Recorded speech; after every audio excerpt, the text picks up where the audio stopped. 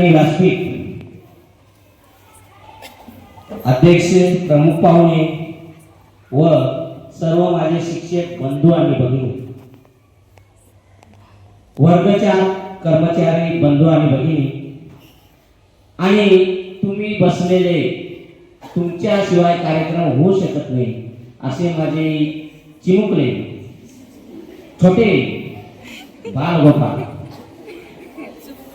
आज गुरुपौर्णिमा आहे. बरेचशा माझ्या सहकारी बंधू आणि भगिनींनी भाषणामधून मार्गदर्शन कर तुम्हाला उद्बोधन केलेलं आहे, मार्गदर्शन केले आहे.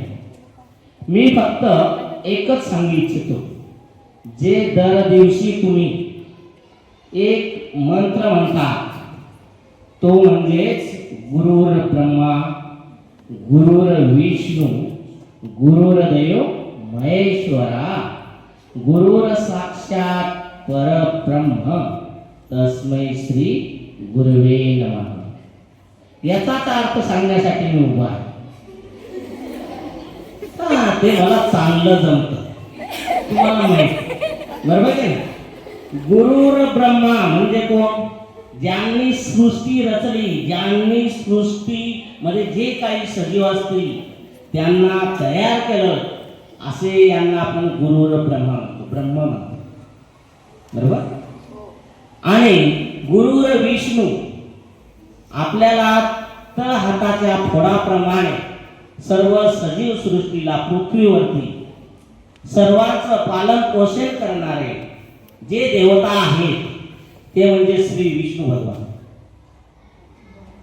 आणि शेवटी एक गुरु आहेत ते म्हणजेच महेश्वर.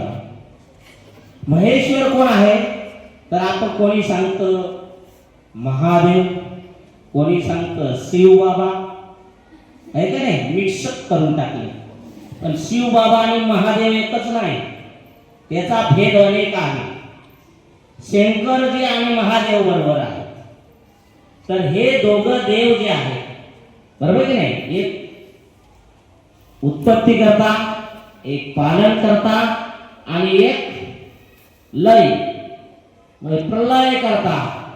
जर आपल्या पृथ्वीवरती जर काही आपण जे सर्व जीवात्मे आहेत यांना जर व्यवस्थित कार्य केलं नाही आपण या पृथ्वीवर राहून, बरोबर की नाही, म्हणतात ना खायला काळ आणि गुहेला भात, आहे का नाही.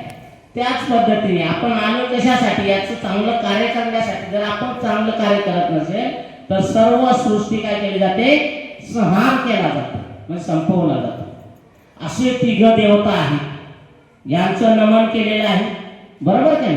त्या तिघ देवतांच्याही वरती कोणीतरी आहे ते म्हणजे साक्षात परब्रह्म. परब्रह्मा म्हणतो आपण त्यांना, परब्रह्मा म्हणतो. हे पदवी बरोबर ना, तस्मै श्री गुरुवे नमः. परब्रह्मापेक्षा काय, ब्रह्म विष्णू महेश यांच्यापेक्षाही वरती जे आहे ते परब्रह्मा, त्या परब्रह्माच्या पंक्तीला नेऊन गुरुजनांना बसवले. कळलं का आता?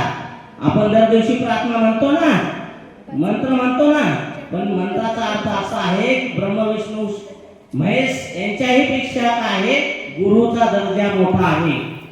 म्हणून मी कायम सांगत असतो की आई वडील आणि गुरुजन खूप खूप धन्यवाद मानतो की तुम्ही हो स्वतःहून या कार्यक्रमाची रूपरेषा आखली, कार्यक्रमाचं नियोजन केलं, तुम्ही मार्गदर्शक शिक्षकांना विचारलं, त्या पद्धतीने तुम्ही स्वतःहून काय केलं, नियोजन करून आणि ह्या कार्यक्रमासाठी सज्ज झाला.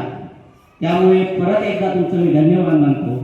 आणि माझे सर्व सहकारी बंधू आणि भगिनी बसलेले, या खुर्चीवर बसण्याचा मान कोणालाही नसतो, जो गुरुपदाला असतो त्यांनाच असतो, बरोबर की नाही, आहे का नाही. अशीच इच्छा तुम्हाला बाळगतो. पुढच्या वेळेस आम्ही ज्या पंक्तीत बसतो, जसं गावंडे सर बसलेत आणि कांबळी सर बसले एका पंक्तीत, तसे तुम्ही आमच्या पंक्तीत बसणार अशी आशा बाळगतो आणि माझे दोन शब्द संपवतो.